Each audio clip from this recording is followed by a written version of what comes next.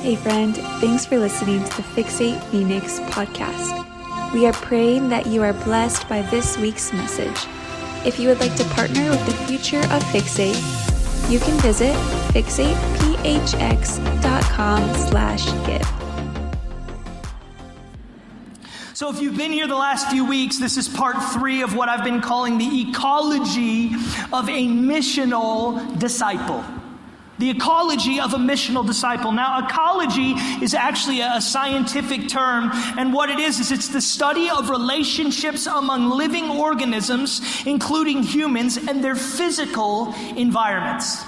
So the reason I chose that word is because for some reason, like I said, I think that we all profess, God, I follow you, God, I serve you, like I'm a disciple of you. But if we were to put you under the microscope and assess your interaction and involvement with your physical surroundings, would the people around you and the places that you frequent say the same thing? See, in my opinion, the mission field today, yes, even though it is overseas, it is right now what is around you. The people you come into contact with, the grocery stores you shop at, the 9-to-5 desk that you share next to someone else. See, that missional disciple is ultimately what we've been talking about. Because in this day and age, I think we've rationed off what we think being a missional disciple or person or missionary type of a thing is into, okay, well, that's for one season of faith. That's for, when you're on fire, but then when life hits, which we've all had that speech, right?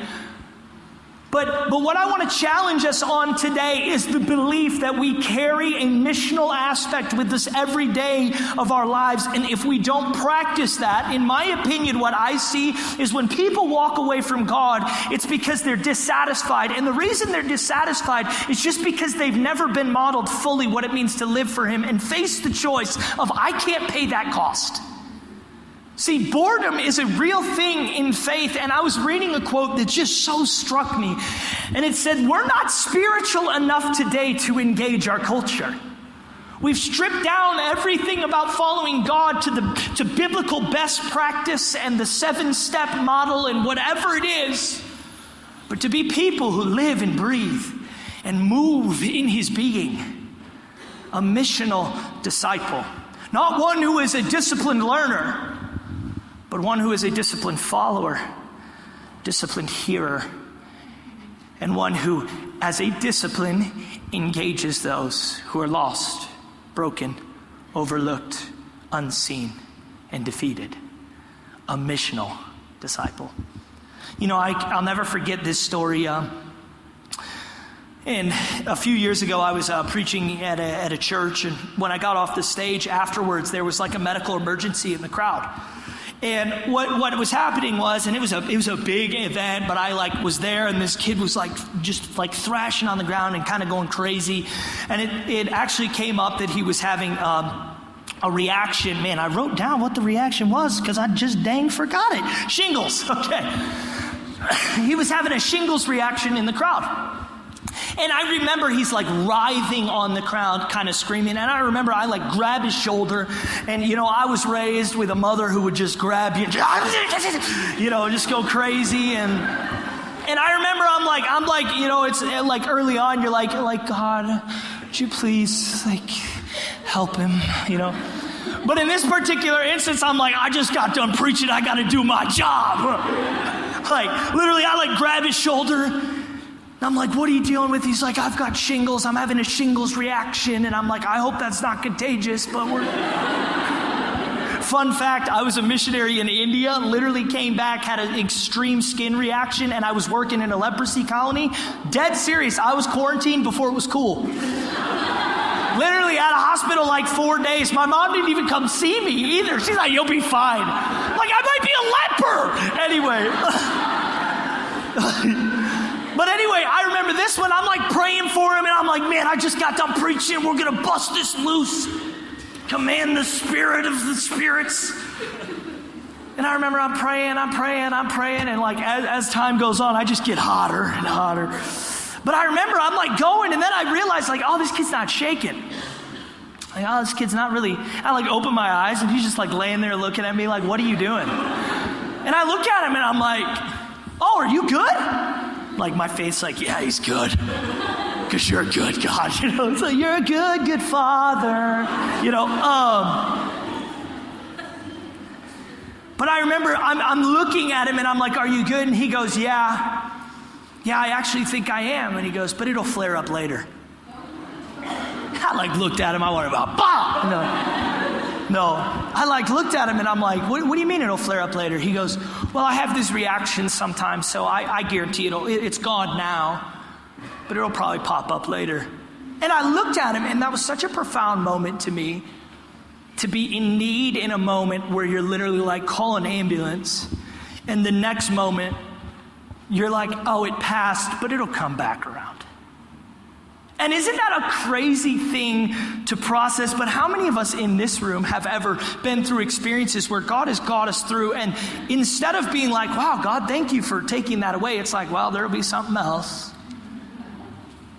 And what I want to challenge us today is this. We've been talking about the ecology of a missional disciple, and there are 5 aspects we've been talking about. The first one was seeing. That was week 1. The second one is caring. And the third one this week is praying.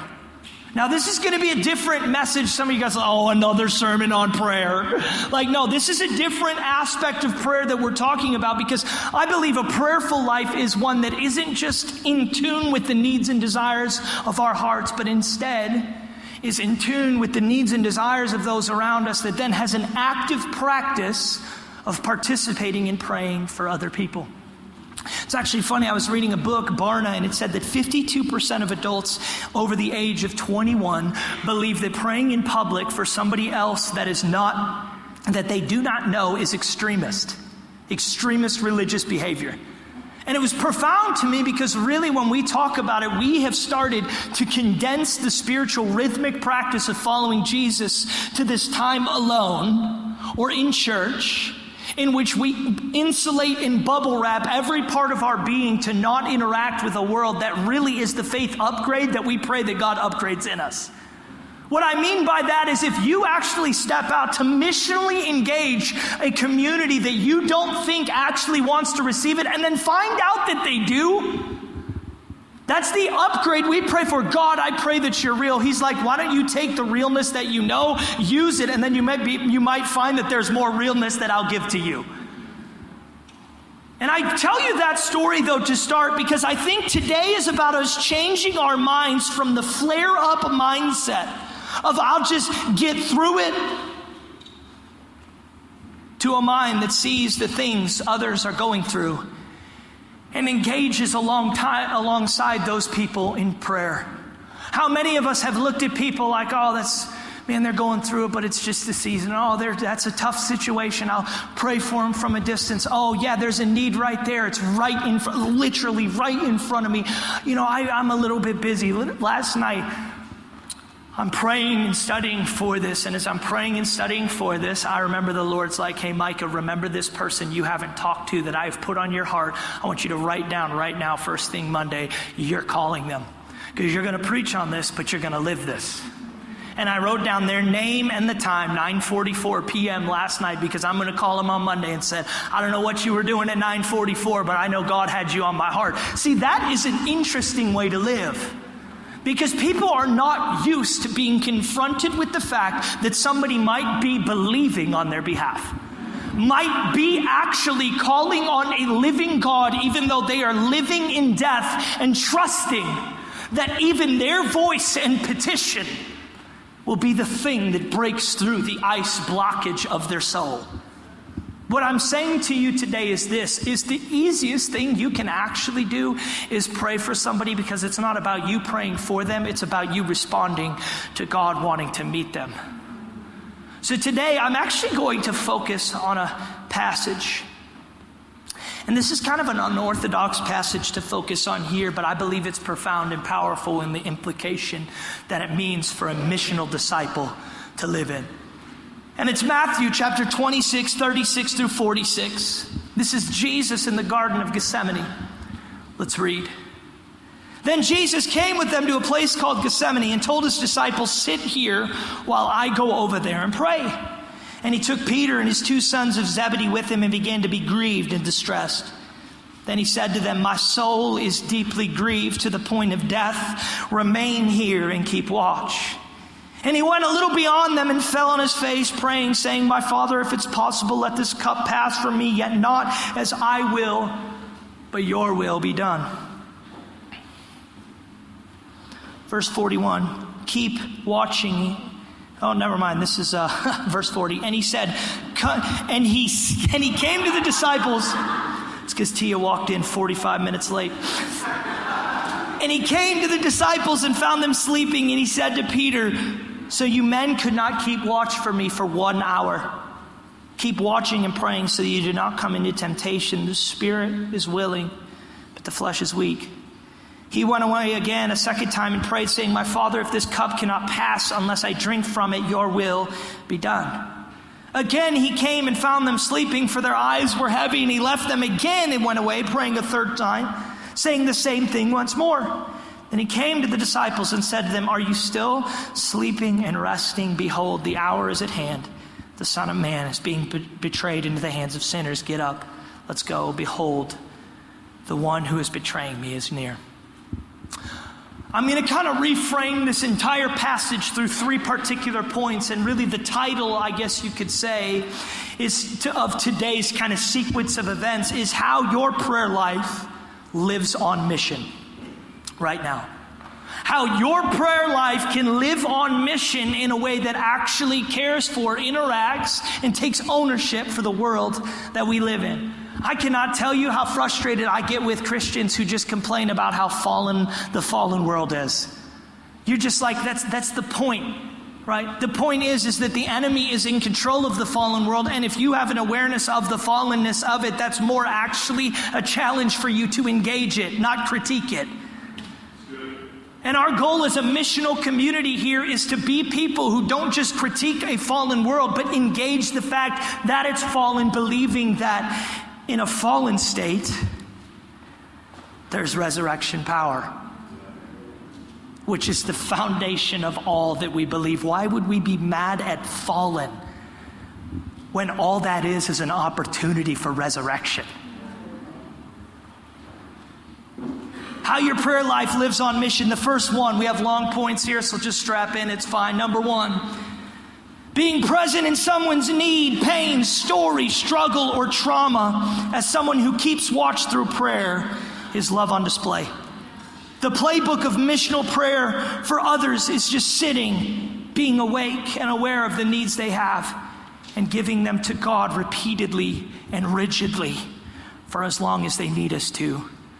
Your presentness is your gift. My prayer list, I pray for weekly, has incredible stories.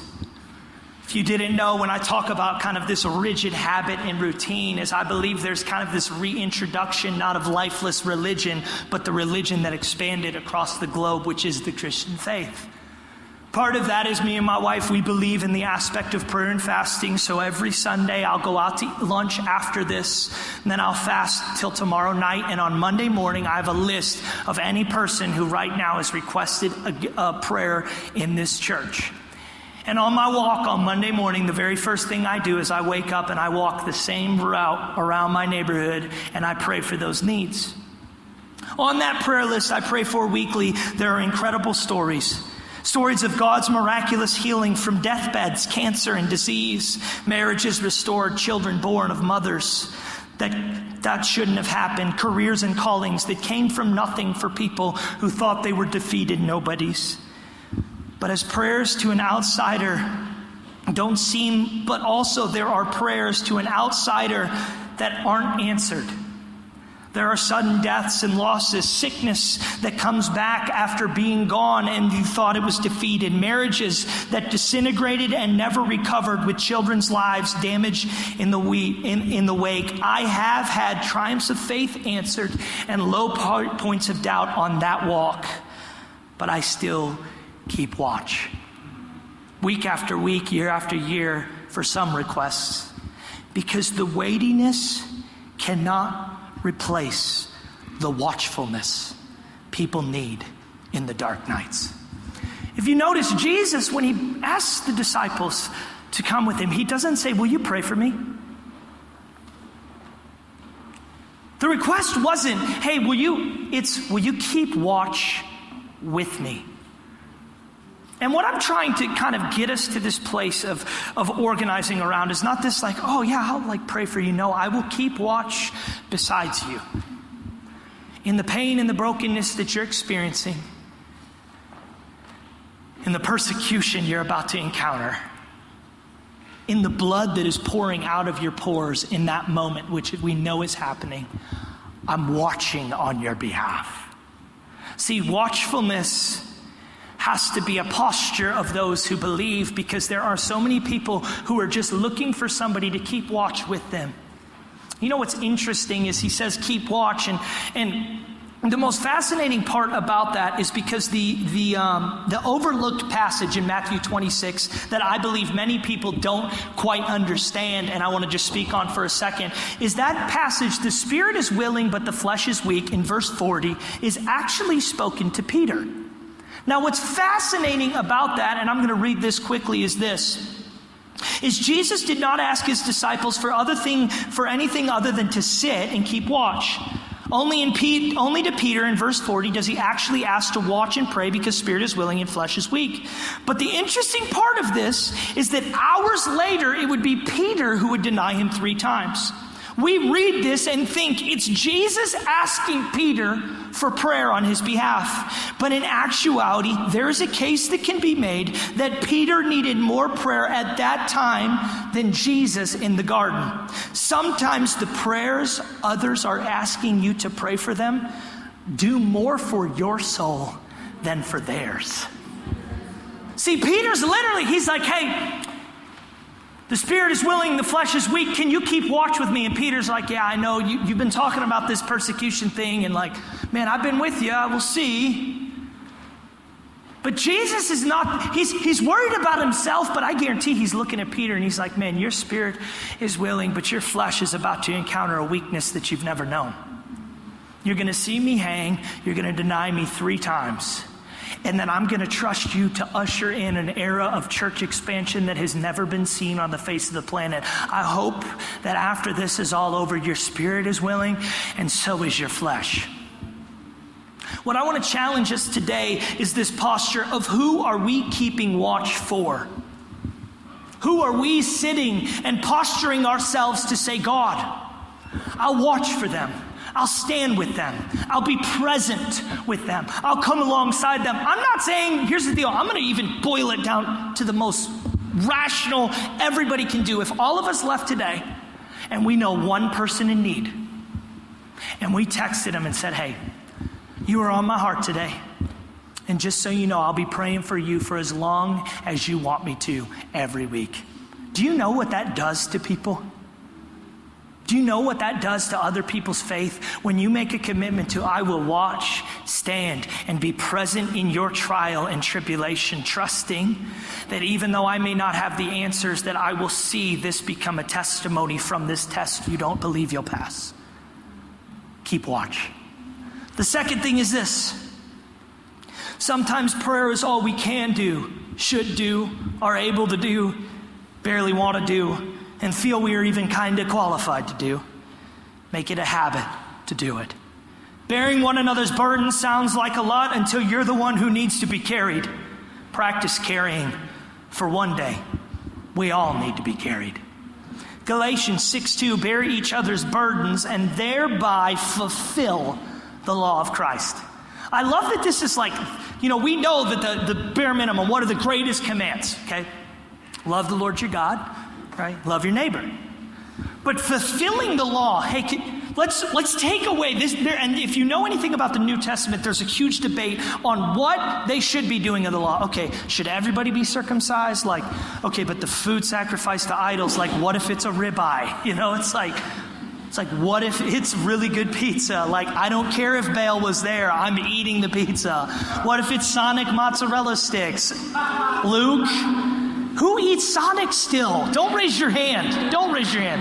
A cherry limeade is okay. A cherry limeade is okay.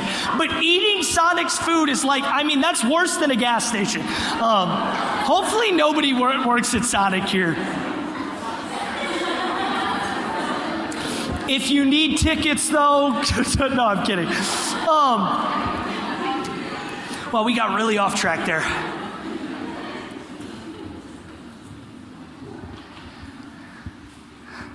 There's a huge debate in the New Testament about what parts of the law they should sustain, uphold, keep doing, because the blood has purchased a new covenant, and Hebrews does a great job breaking down this new covenant, in which I was reading Hebrews 6 last night. It's like, I've written the law now on your minds and on your hearts. Like, this is the new covenant. You don't keep a Mosaic code of conduct anymore. And so this debate is going on, and this statement, in my opinion, is extremely profound within the historical context.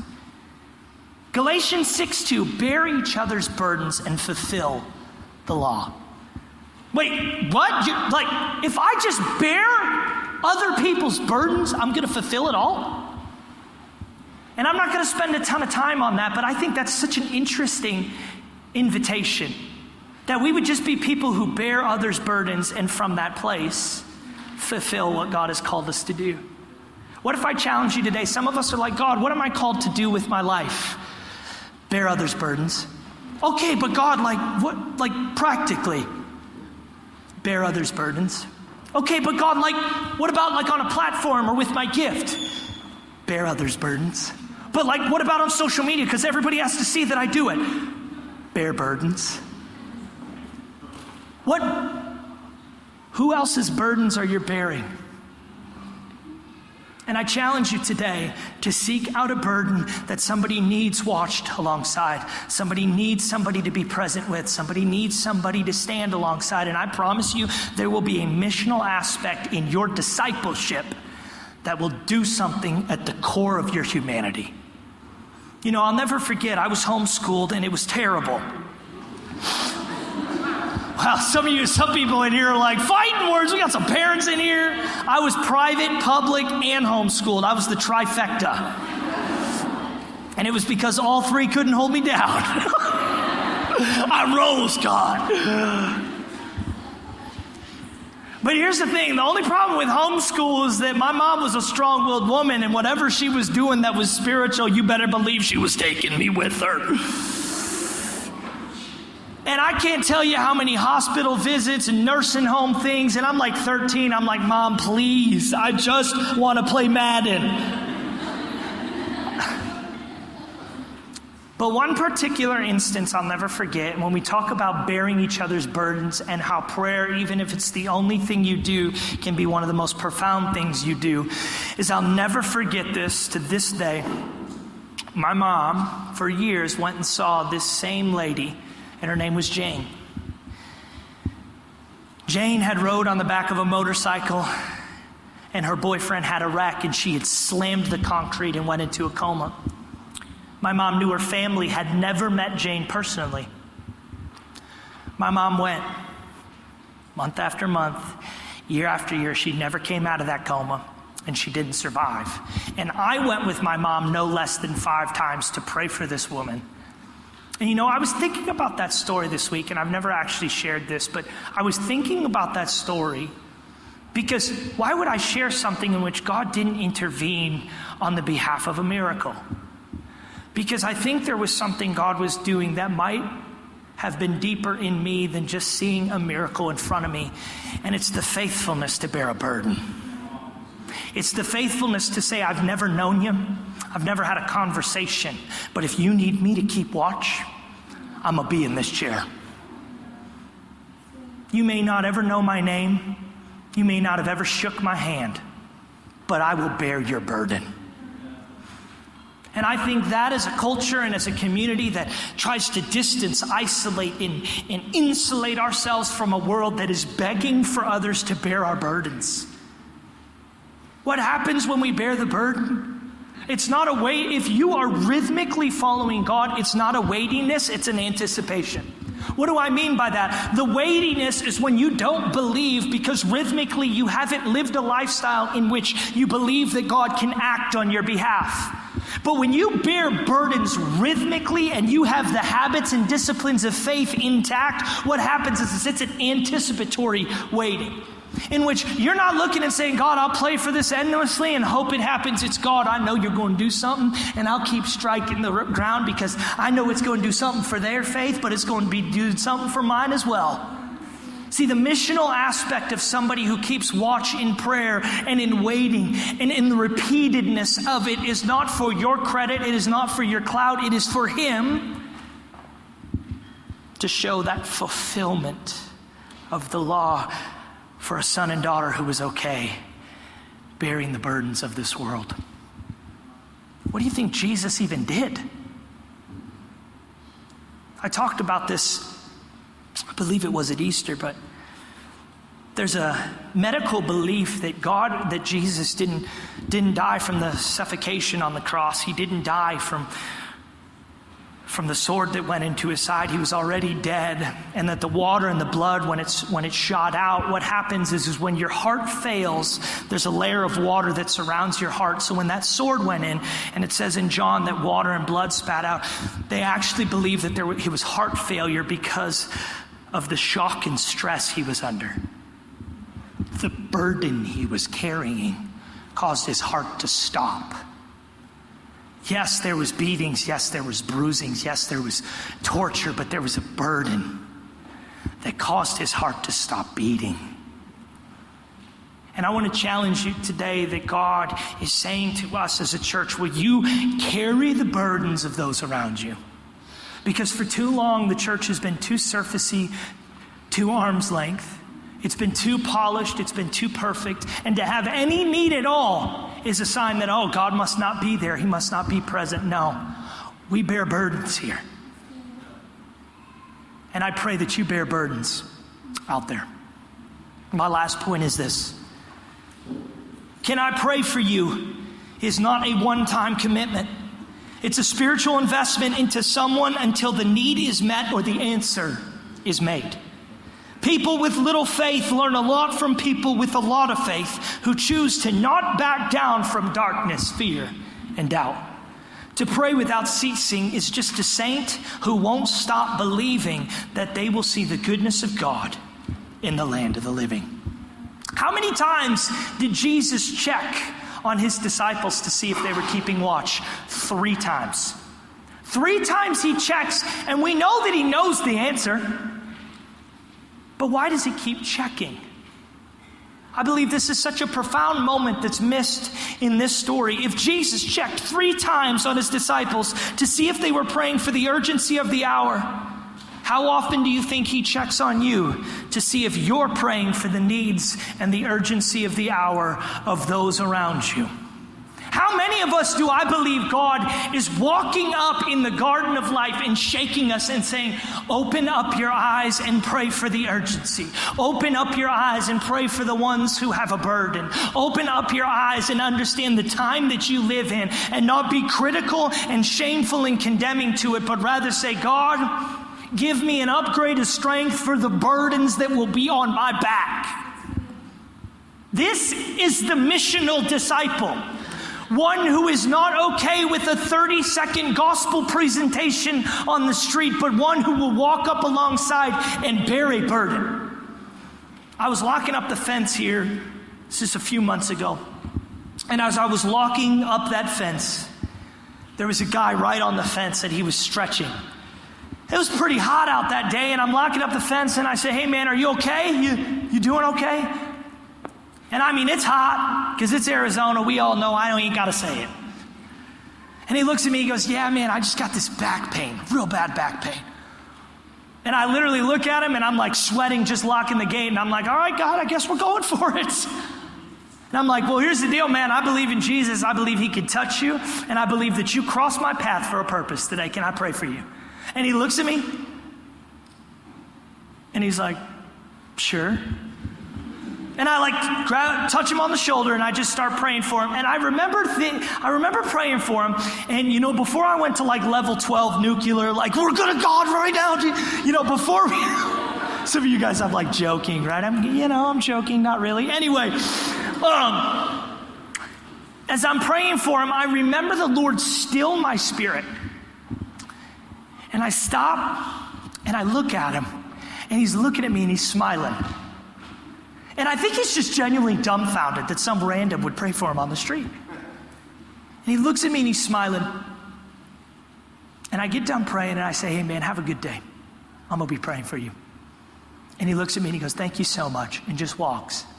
Now in my Christian mind, I didn't ask him if he was healed. I didn't ask him for a testimony of what God had just done. I didn't ask him if the blood, if he needed that. I had been present in his burden. And I want to say this to you in closing. There's something about that exchange that has stuck with me. The fact that I had seen him, prayed for him, touched him, and been there in his pain.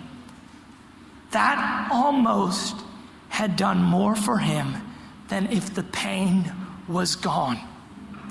What if we as Christians have been getting it wrong the entire time?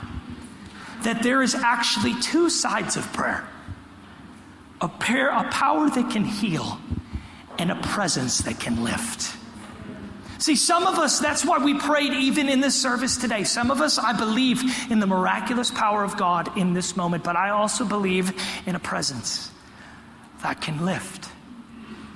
And that man walked away and he didn't ask me to keep going. He didn't tell me that his pain was gone, but I can tell you this, he walked away and there was a presence that had lifted him.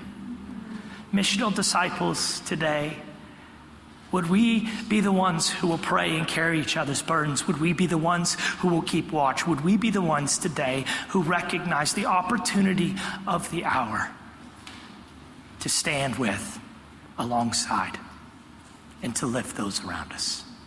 Stand to your feet.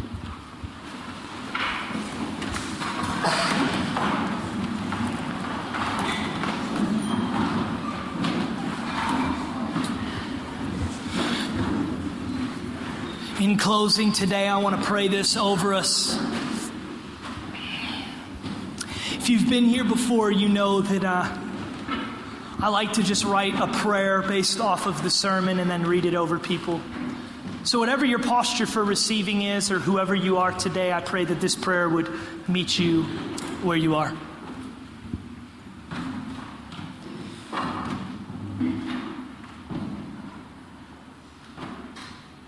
Father, teach us to pray. Not just for our needs, families, finances, and creature comforts, but for those in our paths every day. Today we ask that you would birth in us a life of prayer that sees its habits and priority as a mission field to engage a fallen world. Today we say that we will not fall asleep. We will stay watchful for those who are in the trials and testings of life. Shake us from the heaviness and tiredness of routine existence and stoke the fire of our faith within. Our prayers are needed today. Our presentness is needed today. Our life is needed today. May our willingness to utter the phrase, "Can I pray for you?" bring us more fulfillment than we ever realized we could receive. May this church be a "Can I pray and stand with you" church. Not as a one-time cop-out, but a commitment to carrying each other's burdens in the belief that you are the ones who carry us. Load us up, God. For it is you that makes the yoke easy and the burden light for those who are gentle and humble of heart. We believe our prayers can be the antidotes in a world weary and worn out of doing anything in its power to find meaning, purpose, and answers. Today, give us the faith and capacity to pray prayers for the sick, the lost, the broken, the anxious, the depressed, the addicted, the families hanging on by a thread, those who don't believe they have a family or can have a family, those who need answers, the enslaved, the exploited, the marginalized, the overlooked. God, today, make our prayers a mission field for the advancement of your kingdom. In the midnight hour of darkness, when the spirit is willing, but the flesh is weak, we will keep watch. Amen.